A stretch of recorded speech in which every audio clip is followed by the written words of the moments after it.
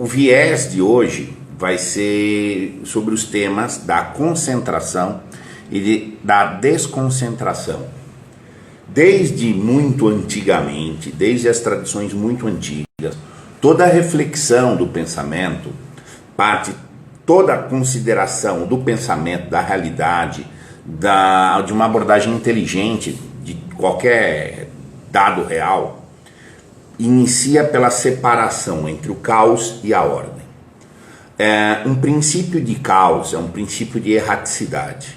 A nossa matéria, nós somos seres materiais e nesse sentido somos erráticos. Nós temos também a inteligência. A inteligência é a que dá forma a essa erraticidade. Um homem sem nada de inteligência, ele se torna tão errático quanto uma besta. Agora, esta ordenação, ela é adequada, ela é boa, quando é um princípio interior da inteligência e da vontade humana. Essa inteligência e vontades, quando não se realiza, ela pode ser cumprida por fora, que não é mais uma formação, uma ordenação, é uma conformação, uma ordenação de fora. É aí que está o analfabeto funcional. Exatamente. Ele é ordenado de fora, porque falta para ele um princípio interior de ordem, porque ele não desenvolve a inteligência. Como ele não desenvolve a inteligência, ele também não cai numa erraticidade absoluta, porque essa inteligência é, digamos assim, emprestada por de fora. Por que ele não desenvolve essa inteligência? Os motivos são múltiplos, mas um aspecto de destaque hoje, porque ele não consegue entrar na concentração, nunca se concentra, ele sempre está desconcentrado. E a desconcentração tem algumas formas diferentes dela aparecer. Pode ser uma dispersão. A dispersão parece muito o movimento do caos. Está disperso, está aqui, está ali, está não sei aonde e tal. É uma antessala de um caos. Tá? Não chega a ser um caos absoluto, que seria uma besta plena. Tá? Mas é a antessala, ou seja, um proto-caos, digamos assim. Pode se dar também por um movimento de apatia. Às vezes é difícil o pessoal perceber, mas a dispersão e a apatia são quase a mesma coisa, né? São modalidades de desconcentração. A pessoa está sem centro, tá? Então, centro próprio, centro em si, nesse sentido que eu quero dizer. Então, a apatia é um jeito de não cair no caos absoluto, mas por uma renúncia, um escapismo. Tá. Igual o disperso está mexendo aqui, está ali e tal. O disperso se evolui muito, ele entra numa agitação, ele está agitado. No alfabeto funcional pode muito cair nisso, na agitação. Sabe aqueles caras que você começa a falar, olha, tenho tal coisa por não sei o que, você começa a dar um contexto de um dado para ele, ele já responde. Ontem peguei um táxi, eu moro a uma quadra da Avenida Paulista. Eu expliquei para o cara, olha, o senhor sabe a Paulista? Lá na quadra. Eu falei, sim, lá na primeira quadra. Mas eu já estou indo para lá. O cara não consegue ouvir o que eu tenho que falar, porque ele está agitado. Não, ele não escuta, ele está totalmente desconcentrado, ele está numa dispersão, numa modalidade que vai aumentar a agitação dele. Então eu não posso dar um dado completo. Olha, sabe a Avenida Paulista? Antes do quarteirão tal, o senhor vira... O cara já me respondeu 3 vezes, ele já foi... Típica característica do analfabeto funcional. Ele não tem em si um princípio de ordem. Então qualquer coisa que vem não é ordenada nele. Tá? Para isso ele teria que ser concentrado, receber diversas informações, inclusive informações externas, agregar posições internas, elaborar isso. Isso é a concentração. Tá?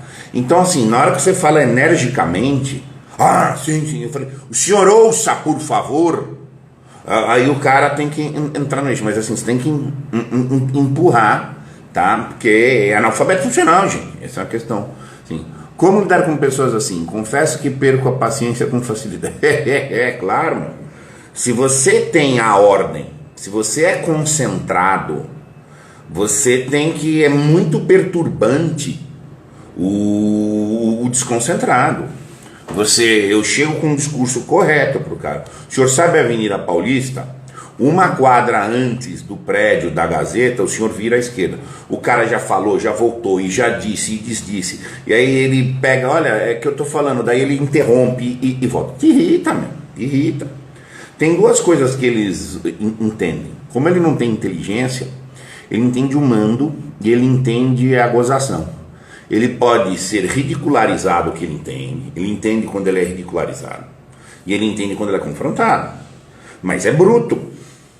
Você não pode tratar com um discurso, tá, interlocutivo quem não tem locução. O ato de se concentrar é uma locução interior. São vozes minhas. Eu estou concentrado. Passam-se tais coisas aqui, passam-se tais coisas ali, comigo passa-se tal coisa. Eu tenho uma intralocução, tá? Minha consciência está elaborando e fazendo esse discurso comigo. Se isso não se realiza, eu estou desconcentrado. Eu estou beirando aquela lógica do caos que eu te falei. É uma materialidade pura que eu vou ser formado por fora. Então, se formado por fora não vai no argumento, vai na força pela ridicularização. Tá? Deboche do analfabeto funcional. Eles entendem o deboche sim, tá? Entende? Trate-o com maneira muito sarcástica e cínica, que eles entendem. Eles se sentem humilhados. É muito complicado esse tipo de coisa. Ou o cara vira apático.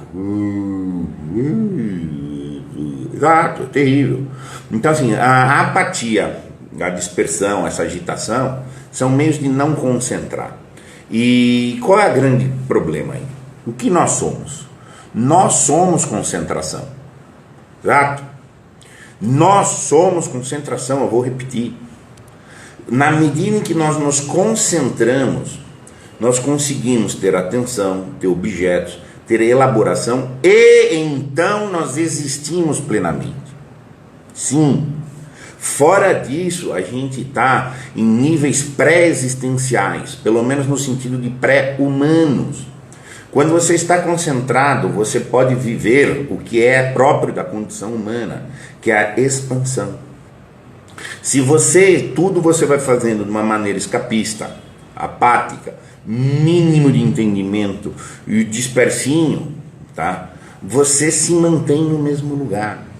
Só de você manter a concentração, falar frases bem formadas, ouvir perfeitamente, saber discernir claramente o que você está ouvindo, não está ouvindo e etc., automaticamente você cresce.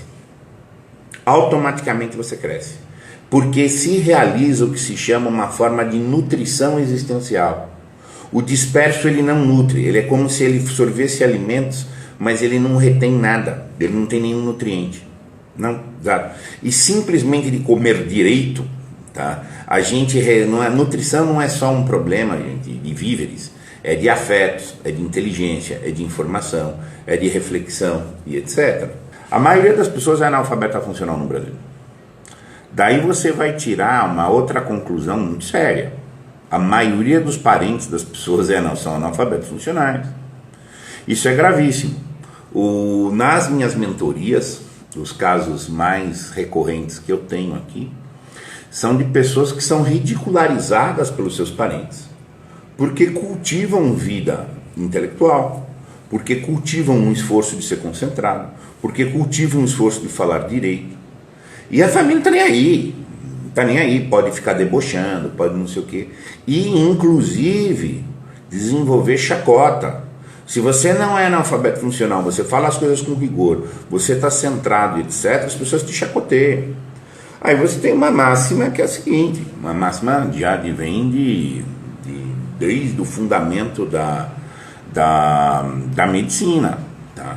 É muito antiga, já na medicina grega falava-se isso. Você não pode se curar no ambiente que você ficou doente. Analfabetismo funcional é doença existencial. É doença que tira o homem da função dele, de concentrar, que é de viver uma vida que no limite tem ascensão, progressão, até um grau contemplativo. Sim. E o analfabeto funcional está fechado numa dimensão material. Se é plena, ele vira um viciadão, que aí ele cai no caos, propriamente dito. Ou ele fica em níveis de antessala do caos, a dispersão, agitação, essa coisa toda, tá? Então, mas como é que vai concentrar? Ah, se eu fosse concentrar. Não, você se concentra com esforço. É um esforço de autodomínio. Concentrar exige esforço, exige trabalho, exige luta, tá? Não é fácil concentrar. Em especial porque tudo está te desconcentrando, tudo é desconcentrante para nós. Analfabetos funcionais do meio familiar, eles estão o dia inteiro te perturbando, estão o dia inteiro te desconcentrando. Às vezes eles substituem isso com sentimentalismo. Sentimentalismo é uma forma de dispersão, gente. Sutilmente, tá? Sutilmente mesmo, tá? Então assim, você tem que fazer muito esforço para concentrar. Muito esforço. O esforço vale a pena, mas tem que ser todo dia.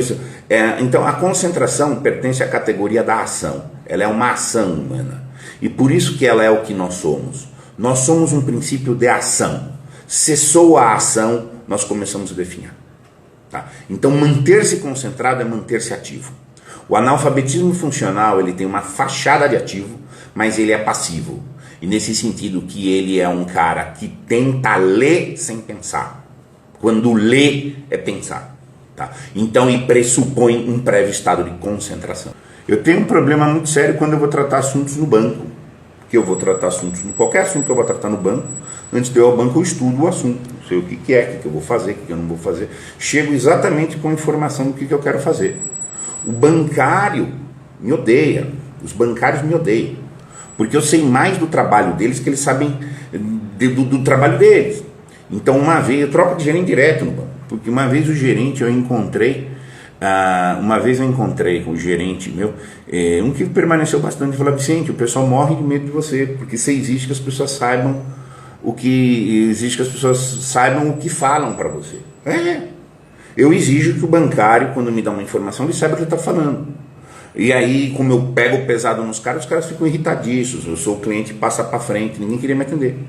Como se fosse um problema meu. É um problema meu exigir que a pessoa saiba dar a informação correta. Porque eu não aceito o estado de desconcentração. Falar qualquer coisa pro cara. Exato. É grave. É muito ruim isso aí. Então o tema da concentração, desconcentração, quer superar o analfabetismo funcional, tem que concentrar, tem que fazer esforço, tem que se superar. Na macia não resolve não, tá? Na macia é só aparência, tá? Essência na labuta, tá? Abraço.